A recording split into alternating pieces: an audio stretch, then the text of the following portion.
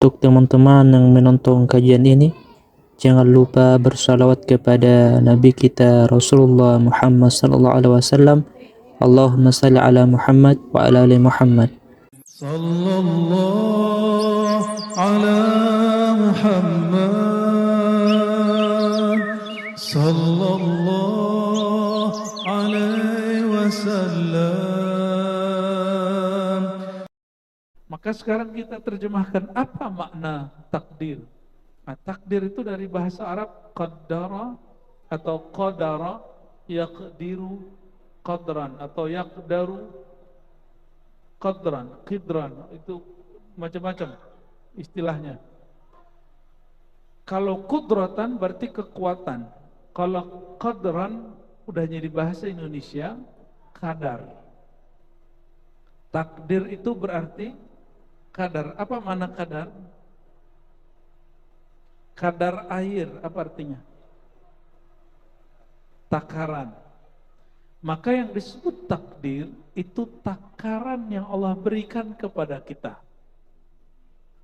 Itu yang disebut takdir.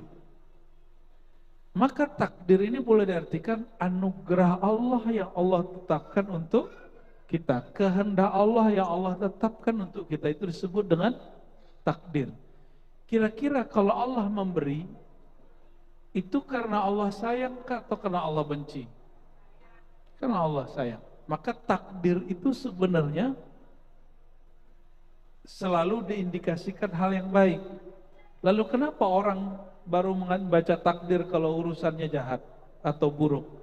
Kalau dapat musibah, ini mah takdir. Kalau dia lagi baik, dia nggak bilang itu takdir, itu usaha gua. Jadi kebalikan logika Quran. Quran mengajarkan jika engkau mendapatkan kebaikan, katakan itu dari Allah. Jika mendapatkan keburukan, katakan itu darimu. Tapi orang hari ini mengatakan apa? Kalau dia lagi gagal, dia salahkan Allah. Tapi kalau dia lagi sukses, dia mengatakan ini karena cerdas aku, ini karena pinter aku, ini karena relasi aku. Kebalik dengan logika Quran, pantesan jadi orang stres ya.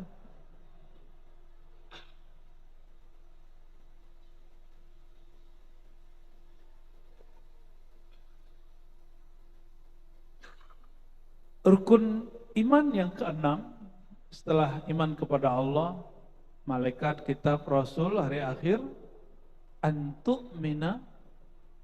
Jadi kronologi munculnya hadis ini dari Abdullah bin Umar ketika terjadi diskusi hebat di Basrah, lalu persoalan itu dikadukan ke Madinah.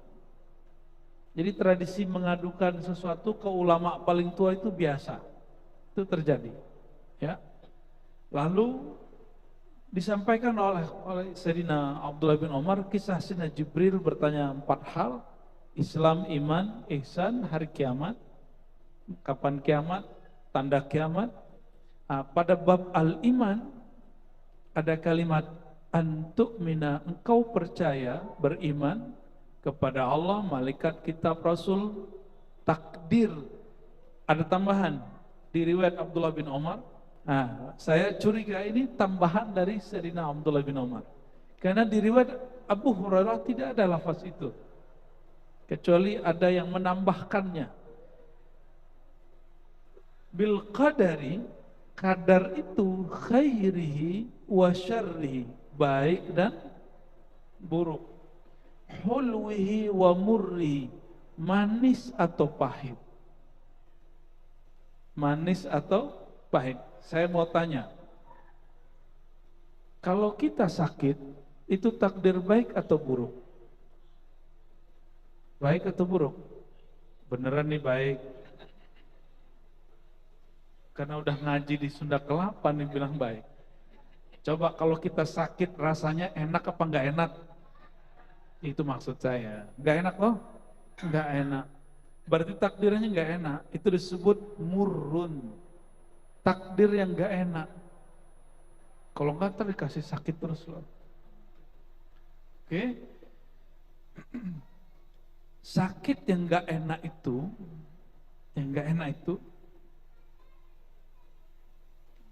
hati-hati. Saya mau pelan-pelan nih masuknya. Dengan sehat yang enak itu sifat kita atau sifat Allah? Tabiat kita sehat sakit itu atau Allah yang sehat sakit? Tabiat kita. Jadi yang sakit itu, yang merasa sakit itu kita, yang merasa sehat itu kita. Orang yang bekerja di dunia kedokteran, nah nanya nih Pak Dokter nih, kalau gak ada orang di rumah sakit, gak ada orang yang datang ke rumah sakit, gimana Pak Dokter? Gimana nasib para dokter? Gimana nasib orang-orang yang bekerja di dunia kedokteran, di dunia farmasi? Jadi sakit itu mungkin gak enak bagi yang sakit, tapi itu baik bagi orang yang bekerja untuk yang takdir hidup dia memang di situ. Ya, mulai connect. Berarti baik dan buruk itu relatif di sini, sedangkan kadar itu objektif dari Allah Subhanahu wa Ta'ala. Gajinya sama, rasa syukurnya beda nggak? Ya, karyawan UMR atau lebih, tapi cara dia menerima itu beda. Kenapa beda? Tergantung dia kenal Allahnya beda. Maka Sayyidina Musa bertanya kepada Allah, ya Rabb, syakaraka Adam, wa ma syukruhu, wa kaifa syukruhu. Ya Allah, Sayyidina Adam, kakek kami mensyukuri engkau. Engkau sebut ia hamba yang bersyukur. Bagaimana cara ia mensyukuri engkau? Apa jawaban Allah Ta'ala? Nabi Adam kan tiktokan sama Allah. Dan Nabi Musa juga tiktokan sama Allah. Jadi bagi-bagi cerita. Apa kata Allah? Ya Musa, Adam itu kalau mendapat apapun, mengalami apapun, dia menganggap itu dari Allah. Dia menganggap itu dari Allah. Orang sakit, orang sakit, dia bentar-bentar nyebut nama Allah, ya Allah gitu. Ya Allah, ya Allah, itu bagus atau baik? Bagus atau baik? Bagus. Betul nggak? Orang yang gagal selama ini dia terus sukses, terus tiba-tiba dijatuh sesaat dan itu runtuhnya luar biasa. Akhirnya dia sering datang ke sholat ke masjid, dia sering tahajud, dia sering muhasabah diri. Itu bagus atau tidak? Ya, maka Ibnu Athaillah radhiyallahu ta'ala anhu mengatakan apa? Jika engkau tidak mengenal kebaikannya saat nikmat itu ada, dia akan menegurmu dengan ketiadaan nikmat. Pilih mana? Pilih mana ayo? Ya. Nggak bisa milih kita. Kita hanya bisa usaha, tapi Allah yang memilihkan untuk kita. Maka bab takdir ini ada kaitannya dengan rohani, yaitu satu bab, dua bab, yaitu syukur, sabar, bahkan ada tambahan ketiga, ridho. Ridho itu gabungan dari syukur dan sabar. Ridho itu rela. Orang yang sakit, lalu dia menerima sakitnya, dia akan merasakan sakit itu nikmat. Udah pernah ngerasain sakit nikmat belum? Belum, karena belum ridho. Karena belum terima. Orang yang mengalami yang buruk, dia tidak merasakan perhatian Allah saat dia mengalami takdir buruk, itu karena dia belum menerima takdirnya. Ah, teori doang, ya saya akan ngalamin. Ya, takdir apa yang terburuk yang antum alami, mungkin saya lebih dari itu. Ya. Oleh karena itu, Al-Imam Al-Qushairi ditanya mengenai ridho. Kalau syukur, oh kita pada senang dikasih nikmat syukur. Sabar, mungkin sabar dikasih musibah. Tapi siapa yang mendapatkan kalam ini? Kata Imam Qushairi Para imam terdahulu ulama salafus saleh sepakat mengatakan bahwa ridha itu istiwaul murri wal hulwi. Ketika takdir pahit, manis, baik, buruk, sehat, sakit, gagal, sukses tidak merubah rasa bertuhanmu kepada Allah, itu baru disebut ridha. Gimana? Maka tips orang sehat dari sakitnya sakit. Nah, apa itu? Ternyata sakit itu beda dengan rasa sakit.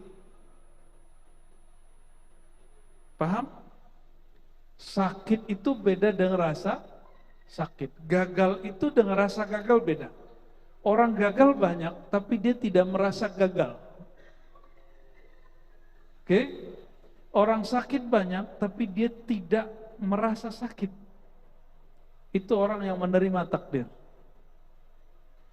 Maka bagi siapapun yang sedang mengalami sakit, coba terima sakitnya. Siapa yang pernah mengalami gagal atau sedang rugi, sedang tidak baik nasibnya, katakan, ya Allah, aku ridho dengan apa yang terjadi pada diriku. Sebagaimana engkau katakan, famin nafsik, itu salah diriku, bukan salah engkau. Pakaikan adab kepada Allah, biar Allah kemudian juga memakaikan adabnya kepada kita. Ya, karena kita berburuk sangka kepada Allah, Allah pun tambah jahat. Bukan jahat sebenarnya, yang jahat itu pikiran kita. Ana inda zanni abdi. Karena engkau berpikir jahat kepada Allah, apapun yang terjadi padamu, engkau merasa Allah itu jahat. Jadi tiap hari kita mikir Allah jahat, Allah jahat. Ya, itu. Padahal Allah selalu baik. Gak usah jauh-jauh. Punya tetangga, kita nggak senang sama dia senyum. Tersinggung nggak? Ya, dia senyum, kita tersinggung. Nyengir gitu. Dia nganterin makanan, hadiah misalnya, berbagi. Kita coba, makanan gak enak begini dikasih sama kita. Ya, udahlah dikasih, protes. Nah, sifat kita begitu.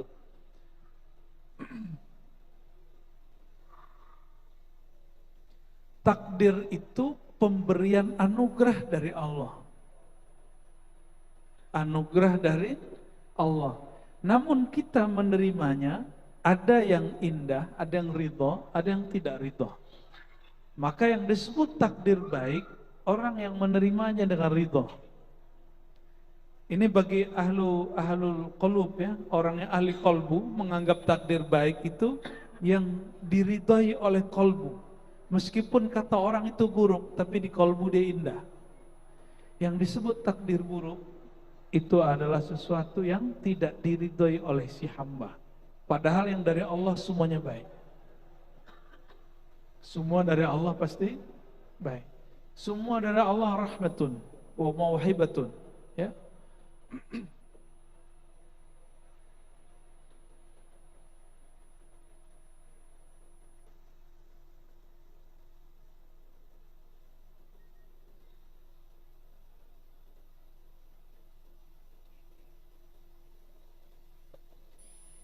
Satu kali Ibnu Ad-Dailami mendatangi sahabat Nabi Ubay bin Ka'ab. Apa kata dia? Waqa'a fi nafsi syai'un.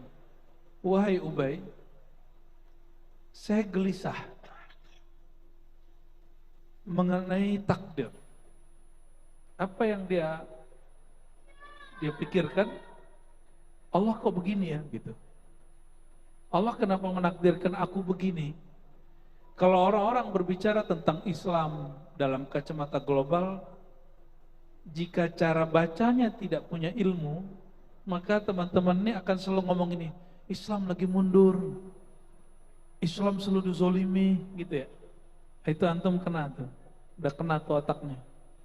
Ya, saya termasuk orang yang tidak suka dengan cara pandang begitu. Islam sedang zolimi, Nggak ada. Al-Islam ya'lu wa la yu'la alaih. Islam itu selalu tinggi dan selalu tinggi dan nggak pernah di bawah. Islam tidak pernah dizolimi karena Islam itu suci, Islam itu qadim, Islam itu di sisi Allah. Mana ada yang qadim dizolimi oleh yang hadis yang baru dicipta. Oke? Islam tidak pernah dizolimi. Hanya orang yang mengaku Islam, dia merasa dizolimi. Paham? Oke, sudah nyambung? Islam tidak pernah dizolimi. Kalau ada orang bakar mushaf Quran, dia tidak sedang bakar Quran, karena ini kumpulan lembaran-lembaran. Dia hanya membakar huruf-huruf yang ditulis di dalam lembaran ini. Sedangkan Quran kalam Allah qadim, yang ada pada zat Allah, mustahil disentuh, mustahil dibakar, mustahil dihina. Yang dihina cuma mushaf. Quran tidak akan pernah bisa dihina. Maka saya ngajar orientalism, kritik kita terhadap orientalisme yang bahas Quran, kita memberikan pencerahan kepada mahasiswa begitu. Ya nggak usah khawatir, nggak usah merasa Islam itu dihina, Quran dihina, biasa aja. Yang dihina itu orang yang merasa Islam. Oke? Karena inna din, sesungguhnya din di sisi Allah, indallahil Islam. Kalau di sisi Allah pasti mulia. Nah, jadi tolong diubah konsepnya. Islam tidak pernah hina, tidak pernah kalah, tidak pernah mundur. Islam tetap tinggi. Orang Islamnya yang mundur, orang yang merasa berislam tapi dia tidak serius berislamnya, itu yang mundur, itu yang gagal, itu yang tidak maju. Di masa Rasulullah SAW menyebar Islam di Mekah, di Madinah, kita di Indonesia belum ada, di negeri Indonesia belum ada Muslim Indonesia. Ya, jangan merasa memiliki Islam. Islam itu memiliki Allah. Ya, kita ini hanya sedang memantaskan diri untuk Islam. Dan semoga Allah memandang kita pantas untuk Islam. Amin ya rabbal. Itu yang disebut wala tamutunna illa wa antum muslimun. Jangan kamu mati kecuali engkau memantaskan dirimu dengan al-Islam. Apa makna al-Islam? Berserah diri, total menyerahkan diri, menerima diri di hadapan Allah Subhanahu wa taala. Orang ini bertanya, Ibn Dailami, wahai Ubay, aku galau masalah takdir. Apa jawaban Ubay?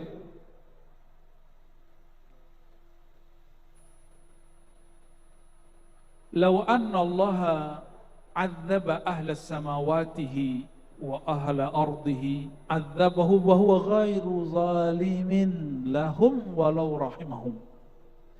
Seandainya Allah menyiksa semua penduduk langit, semua penduduk bumi, Allah tidak disebut zalim. Itu logika sahabat Nabi Ubay. Walau rahimahum kana rahmatu khairan lahum min a'malihim. Seandainya Allah memberi kasih sayang kepada hamba Allah di langit dan di bumi, kasih sayangnya lebih tinggi mulia dari amal mereka. Oke. Lau anfaqta misla uhdin dhahaban fi sabilillah ma taqabbalahu Allah minka hatta tu'mina bil qadar. Seandainya engkau punya harta segunung Salak, segunung Gunung Gede, Bogor, apalagi Gunung Rinjani, lalu kamu infakkan semuanya di jalan Allah, tapi engkau tidak percaya dengan masalah ini, takdir, amalmu tidak diterima. Amalmu tidak diterima. Maka saya khawatir kepada orang yang berjuang dalam pergerakan Islam, lalu mengatakan, jika kita sudah tidak sanggup berusaha, itu baru takdir. Saya khawatir orang ini gak diterima perjuangannya di sisi Allah Subhanahu wa ta'ala, tidak diterima amalnya di sisi Allah. Kita karena sayang kita sampaikan ini, tapi dia salah paham sama kita ya. Ternyata masih ada kelompok Qadariyah sampai hari ini di Indonesia, dan ormasnya sudah dibubarkan. Tsumma laqitu apa kata beliau, wa ta'lam anna ma asabaka lam yakun liyukhti'ak wa ma akhta lam yakun yusibak lahu mutta ala ghairi dzalik la dakhaltan nar. Orang yang mati dalam keadaan tidak percaya takdir, dia akan mati disiksa dalam neraka. Bahkan sebelum dia masuk neraka dia sudah disiksa. Apa siksaannya? Orang yang tidak terima takdirnya, dia tersiksa. Betul nggak? Coba tadi sakit dengan rasa sakit, yang tidak terima sakit, maka dia merasa sakit sekali.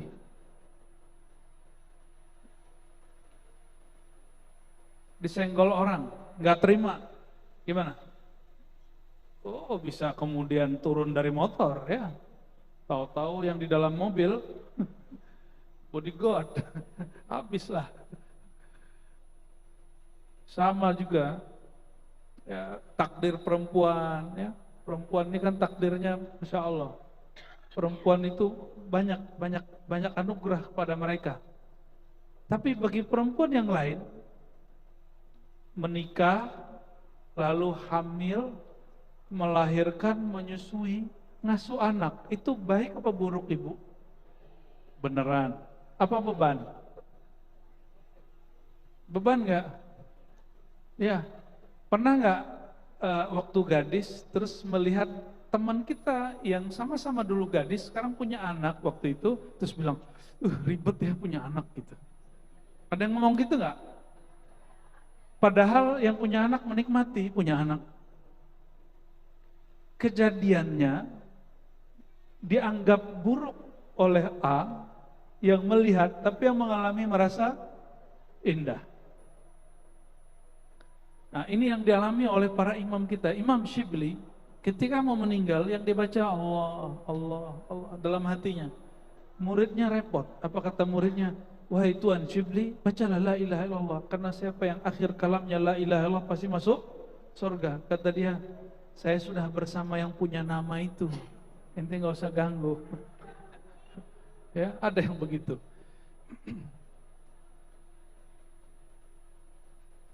Lalu sahabat orang ini Ibn Dailami nggak puas ke Ubay, dia datang ke Ibnu Mas'ud. Ibnu Mas'ud ngomong yang sama. Datang kepada Zaid bin Sabit yang lebih muda, Zaid bicara yang sama.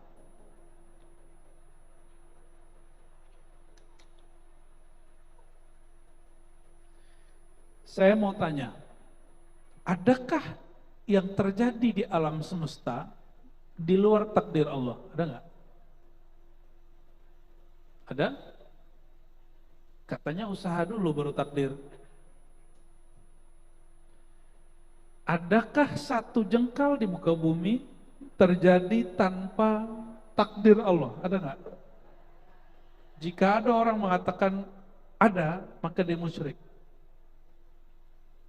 Maka dia musyrik. Berarti apapun yang terjadi, satu detik berlalu, semua dalam takdir Allah Subhanahu wa ta'ala.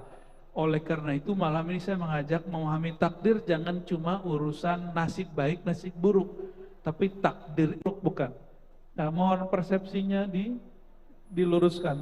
Mungkin kajian begini tidak akan banyak berefek kepada orang, tapi saya berpikir kalau kita mulai dari mana? Dari mana lagi kita akan mulai? Kita mulai dengan kecil-kecil di sini. Siapa tahu keyakinan kita kepada Allah menjadi lebih baik.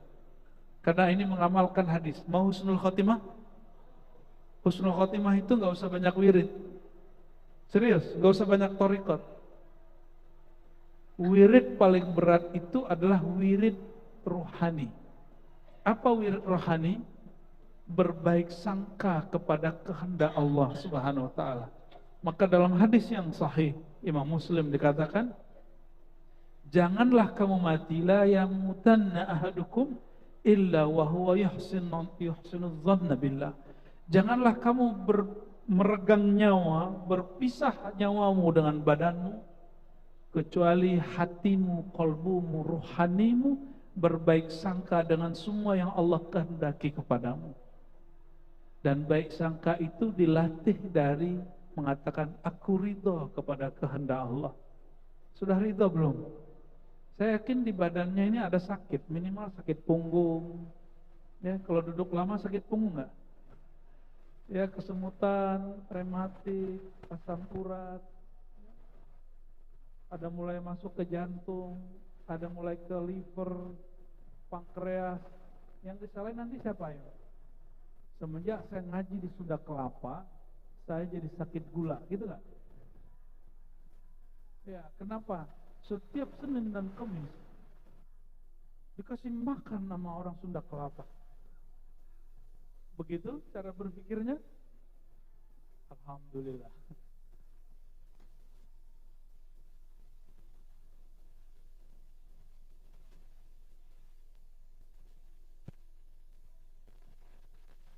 Banyak orang berpikir takdir itu cuma 4. Ada kan yang ngomong gitu kan? Apa aja tuh? Rezeki, amal, ajal, baik buruk, begitu ya?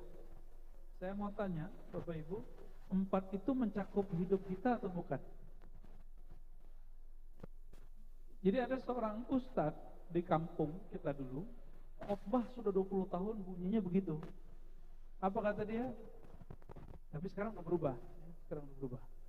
Takdir itu cuma 4, di luar itu nggak takdir.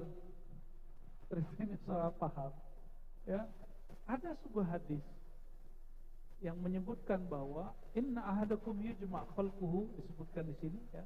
Seseorang dimulai penciptaannya semenjak dia di dalam perut ibunya, di rahim ibunya. Lalu Allah kirim malaikat untuk menuliskan takdirnya. Disebutkan detailnya di situ 4. 1, rezeki, amal, ajal, baik dan buruk. Di luar ini bukan takdir, kata dia begitu. Coba cek ya. Rezeki mulai dari kita ada di perut ibu kita sampai hari ini, nafas yang kita hirup, bahkan air ketuban yang dulu diminum itu, dan makanan yang dikirim lewat plasenta, itu bagian dari rezeki Allah. Rezeki itu bukan hanya duit dan gaji.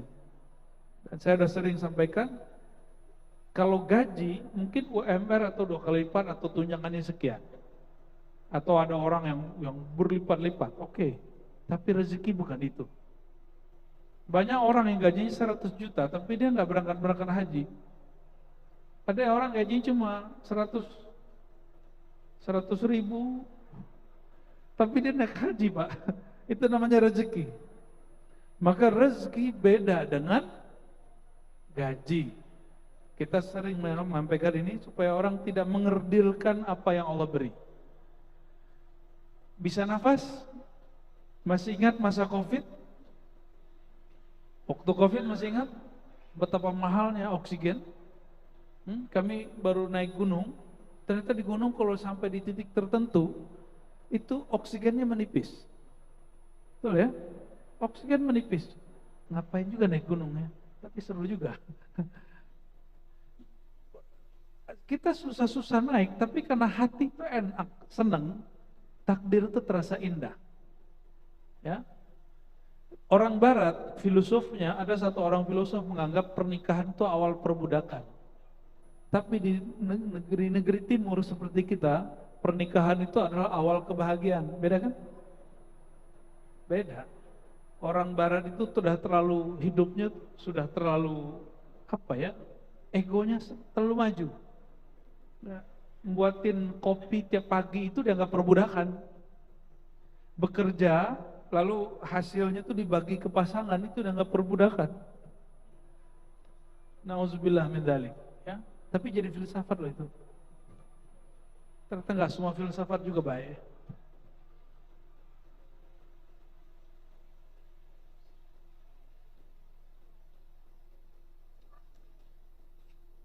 Apa yang ajib dalam kitab ini, Syu'abul Iman, ada yang disebut hadis mimpi. Mau dengar? Ini dalil saya kenapa kita boleh menceritakan mimpi orang tentang Rasulullah atau mimpi kita terhadap Rasulullah SAW, tapi dengan cara yang benar, dengan cara yang tepat. Ya, jangan seperti orang-orang jahil mengatakan, nggak boleh riya, mimpi ketemu Rasulullah nggak boleh ceritakan. Berarti imam ini riya nih. Ada yang mengatakan imam ria? Oke, kita dengerin azan dulu, baru kita bacakan ya. Fadhal. Memperkenankan, mengisahkan tentang jumpa Rasulullah dalam mimpi dan dijadikan sebagai satu ungkapan ibarat yang dapat kita ambil maknanya. Dan isi mimpinya adalah mengkonfirmasi makna hadis tentang tadi. Karena di hadis tadi dikatakan bahwa ada sekelompok orang yang sudah baik antara dia dan neraka cuma satu jengkal, tapi karena sudah ditetapkan takdir oleh Allah, sebelum meninggal dia beramal dengan amal ahli nar dan dia masuk neraka. Ini menjadi membuat bingung daripada Muhammad ibn Yazid al-A'war, guru dari Imam Abu Dawud yang semasa dengan Imam Ahmad bin Hanbal. Jadi ini orang bukan sahabat Nabi, bukan tabi'in, bukan tabi'ut tabi'in. Ini orang yang hidup di abad ke-3 Hijriah, tahun 200-an. Muhammad bin Yazid, guru dari Abu Dawud As-Sijistani, mengatakan ra'aitu Rasulullah sallallahu alaihi wasallam fil manam jalisan ma'a Umar wa Ali.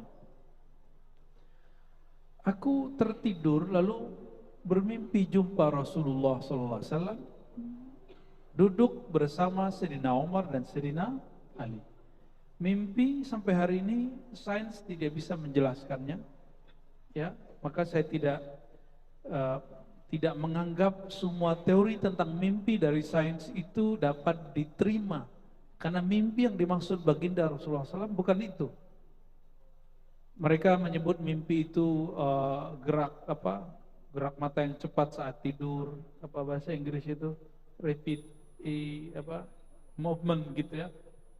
Itu benar ya, REM. Oke. Itu usaha mereka. Karena saintis itu melihat secara empiris. Sedangkan mimpi bukan wilayah empirik. Empiris artinya apa? Panca indera, sesuatu yang bisa diraba, yang bisa dipandang secara mata. Saya pernah ngasih pertanyaan, ya. Coba lihat buku ini, kelihatan? Oke. Coba lihat rasa senang di hati, bisa lihat? Gak bisa, kenapa? Karena rasa senang bukan wilayah empirik. Jadi jangankan mimpi, rasa senang pun itu tidak dapat disaintiskan sampai hari ini. Maka orang cuma kemudian mengatakan, kan sekarang ada cara ngecek orang bohong, ya. Nah, nanti dilihat pupilnya membesarkah atau gimana kah, ya. Itu ada kelemahannya, selalu ada celahnya di situ. Karena orang-orang psikopat bisa melakukan pribadi ganda dan dia nggak ketahuan apa-apa. Jadi masih bisa dimanipulasi. Maka mimpi ketemu Rasulullah SAW, kita ikuti apa yang dikatakan oleh Nabi SAW. Ar-ru'ya, ya, as-salihah. Mimpi itu bagian dari mubasyarat, kabar gembira dari Allah. Kenapa? Ru'yal anbiya wahyun. Pada Nabi mimpi itu wahyu. Pada wali mimpi itu ilham. Oke? Pada Nabi mimpi itu wahyu, pada ulama, wali Allah, mimpi itu ilham. Ya, berarti mimpi itu penting. Kalau bagi seorang guru mursyid, mimpi itu adalah cara membaca indikator kolbu murid. Orang yang masih bermimpi jorok berarti hatinya masih penuh dengan syahwat kotor. Dan dia belum layak menjadi kekasih Allah.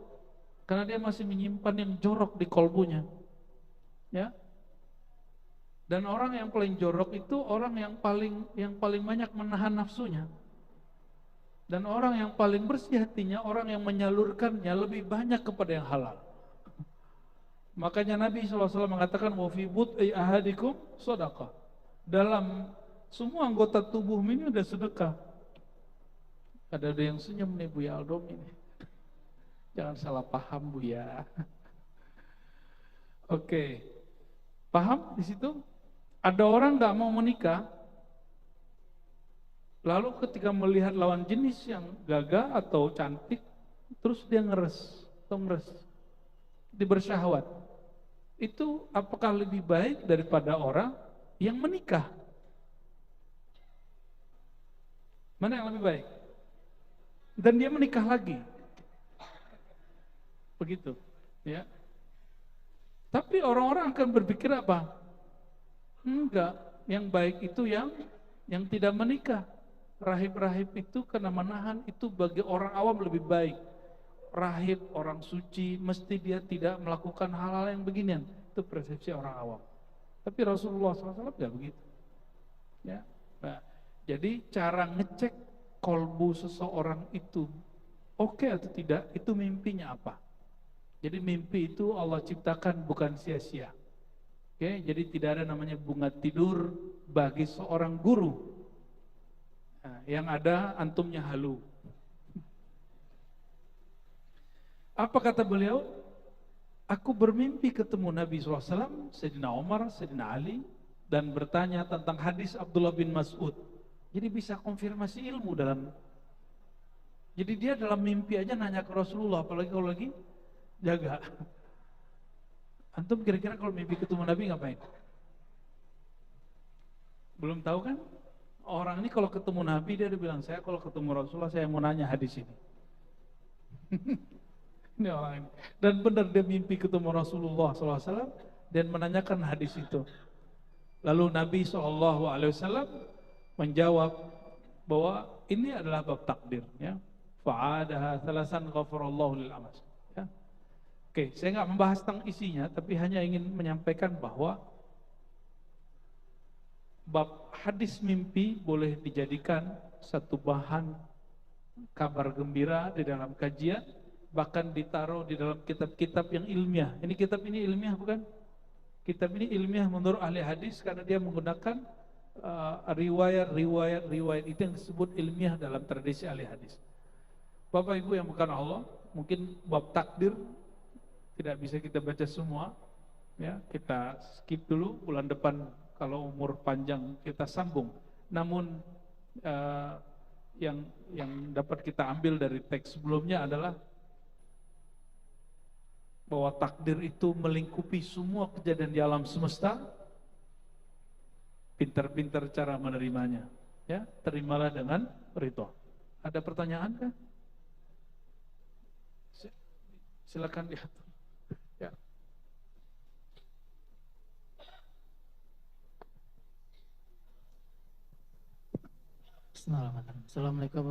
Assalamualaikum warahmatullahi wabarakatuh.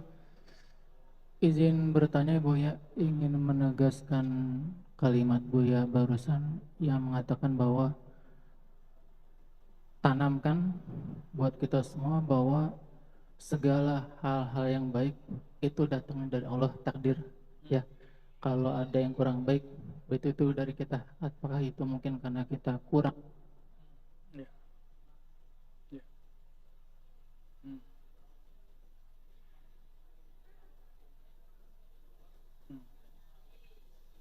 Baik.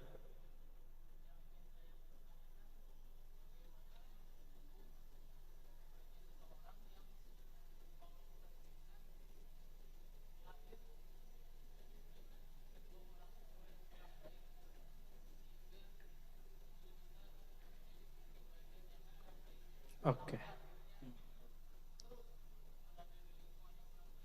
Baik, baik.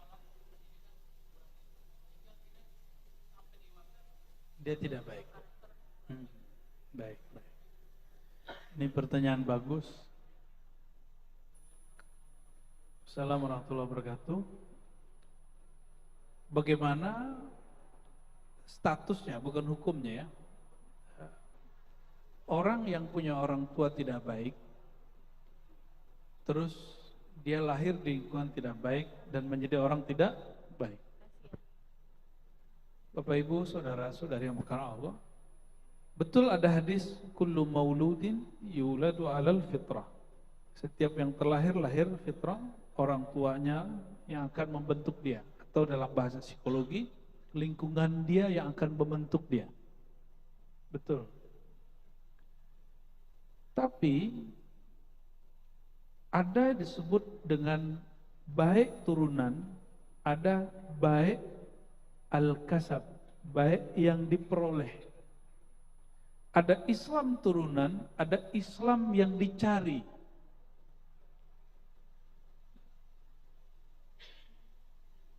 Maka di Quran kata usaha mencari itu disebut dengan kasab.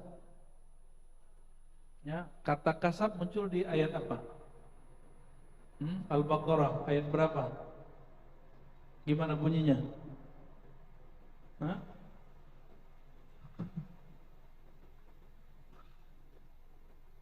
Sebelum yang itu, tilka ummatun qad khalat laha ma kasabat, ya, wa 'alaiha maktasabat. Itu umat terdahulu, orang tua kita orang terdahulu. Laha ma kasabat, yang mereka lakukan mereka yang nanggung. Maka tidak ada namanya dosa warisan. Maka saya juga tidak menerima namanya Islam warisan. Tidak ada namanya agama warisan. Agama itu mesti kita yang mencari. Adapun kita terlahir, diazankan, itu anugerah dari Allah SWT, ya, anugerah dari Allah SWT. Tapi kita harus mengisi keislaman itu. Gimana kalau orang tua kita non muslim? Apakah itu takdir buruk? Enggak juga.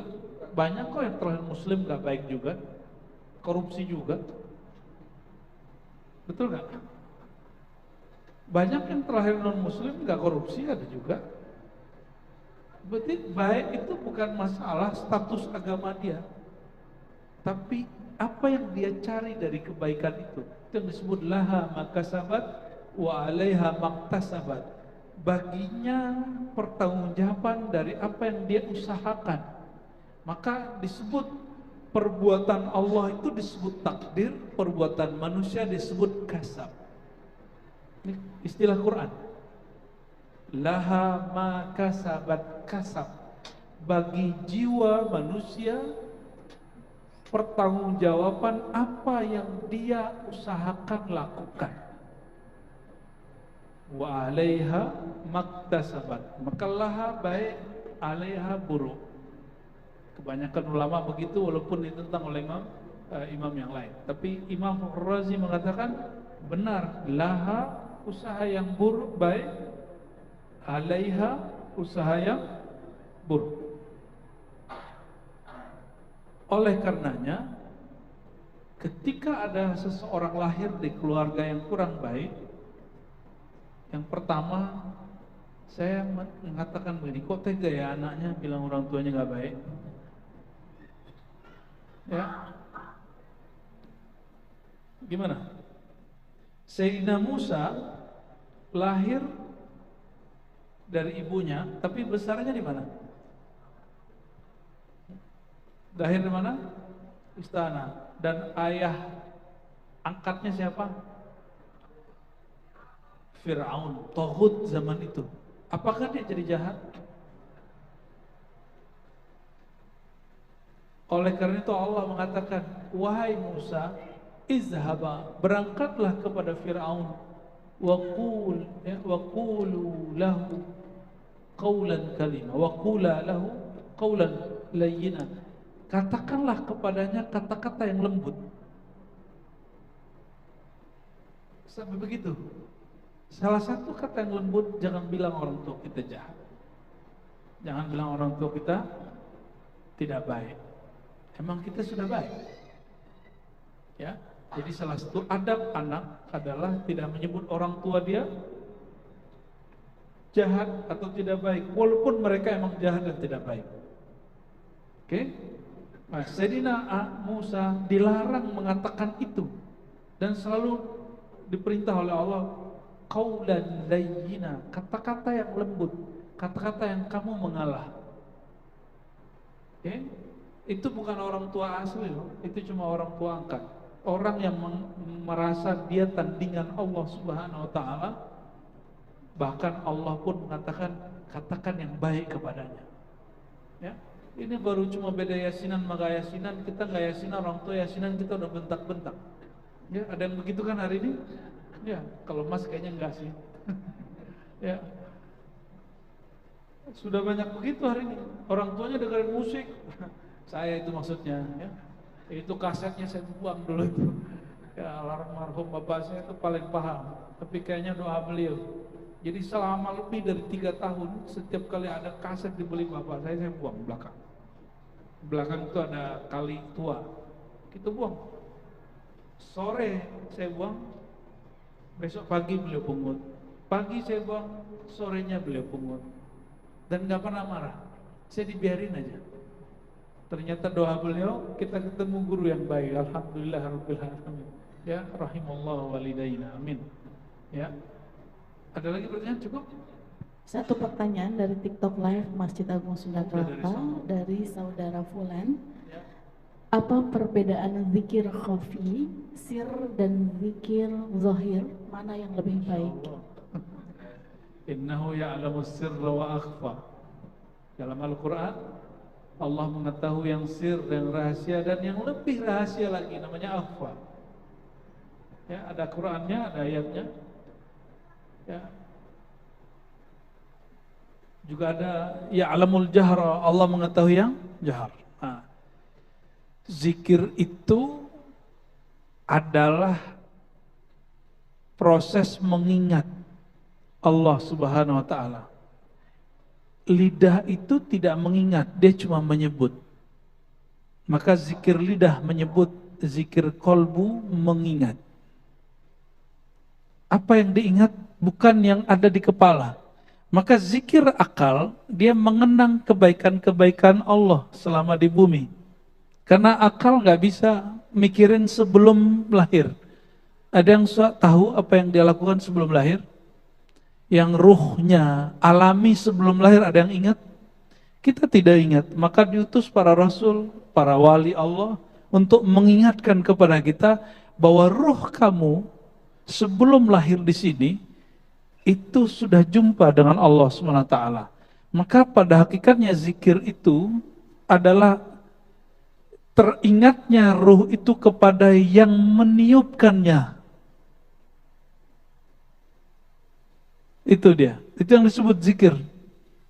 Adapun zikir subhanallah, subhanallah, itu latihan zikir. Itu latihan zikir 100 kali, maka dia perlu angka. Kalau ruhani dia tidak perlu angka. Jadi kalau ada orang ngomong gini, ngapain zikir pakai angka? Dia berbicara tidak pada tempatnya. Karena Rasulullah SAW mengajarkan zikir latihan pakai angka 33, 25, 10, 100, 70. Jadi angka itu muncul dari hadiratin Nabi SAW. Angka itu latihan. Maka disebut di Quran, uzkurullah, wahai orang beriman, sebutlah Allah zikran katsira, dengan angka yang banyak. Itu latihan. Itu yang zikir jahar. Zikir jahar. Lalu dia ada zikir yang juga berangka tapi dia tidak jahar. Disebut zikir khafi. Zikir khafi. Zikir khafi, zikir yang tidak terdengar oleh telinga ini, tapi terdengar oleh telinga batin. Dan dia masih ada angkanya. Makanya di dalam ilmu zikir ada menyebut nama Allah 1000, 7000, itu latihan. Dan itu bukan tujuan. Tapi dia masih disebut latihan, belum zikir yang sebenarnya. Zikir yang sebenarnya ketika rohani kembali memandang kepada Allah Subhanahu wa ta'ala. Nah, ini yang disebut akhfa. Tapi bukan akhfa yang disebut dalam latifah. Latifah ilmu thariqah, 7 latifah, bukan. Akhfa di situ sesuatu yang lebih halus, lebih tersembunyi daripada yang dibayangkan semua makhluk. Jika ada zikir kebayang sama kita, lebih mulia dari itu, lebih tersembunyi dari itu. Wah, itu 12 SKS itu. Karena zikir ini banyak macam-macamnya, ya. Barangkali itu, ya.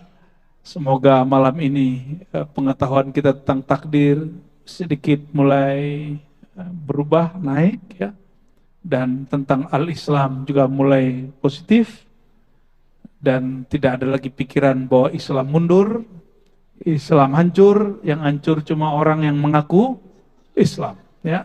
Tidak ada takdir yang benar-benar buruk, yang hanya adalah perasaan kita tentang takdir itu buruk. Itu yang dimaksud dengan hadis, engkau percaya kepada takdir, apakah rasanya buruk, apakah rasanya baik. Dan solusinya hanya satu, kul raditu billah, katakan aku ridho kepada Allah, tazuk halawatal iman, kalian akan merasakan manisnya iman, akan merasa bahagia di dunia. Baik, kita tutup dengan doa. Allahumma sholli ala sayyidina Muhammad. Allahumma ya rahman rahim, ya qadir ya qadir ya qadir, ya rabbal maqadir, ya Allah yang maha mentakdirkan kami. Sholli ala sayyidina Muhammad, sampaikan salam kami kepada Nabi Muhammad sallallahu alaihi wasallam. Allahumma altuf bina fi maqadirika, ya Allah engkau yang maha menentukan kadar hidup kami, kadar nasib kami, lembutkanlah takdir engkau pada kami ya Allah. Ya Allah, kami yakin semua yang engkau kehendaki itu baik, namun hati kami kadang yang tidak baik. Maka ya Rabb, aslih lana syu'unana, aslih lana qulubana, aslih lana asrarana, aslih lana arwahana. Maka mohon ya Allah, perbaiki jiwa kami, perbaiki batin kami, perbaiki kolbu kami, sehingga ketika engkau berkehendak apapun, kami memandangnya itu suatu hikmah yang luar biasa, suatu ketentuan yang ada anugerah di dalamnya. Allahumma ya Allah, qina syarra ma qadait. Jika memang ada takdir yang buruk dalam persepsi kami, tolong menjaga kami dari semua takdir yang buruk. Jadikan takdir kami menjadi takdir yang baik. Wa sallallahu ala sayyidil wujud, sayyidil thaqalain, sayyidil qawnain, jaddil hasanain, wa ala alihi wa ashabihi ajma'in, walhamdulillahi rabbil alamin. Subhanakallahumma wa bihamdika asyhadu an la ilaha illa anta astaghfiruka wa atubu ilaik. Assalamualaikum warahmatullahi wabarakatuh.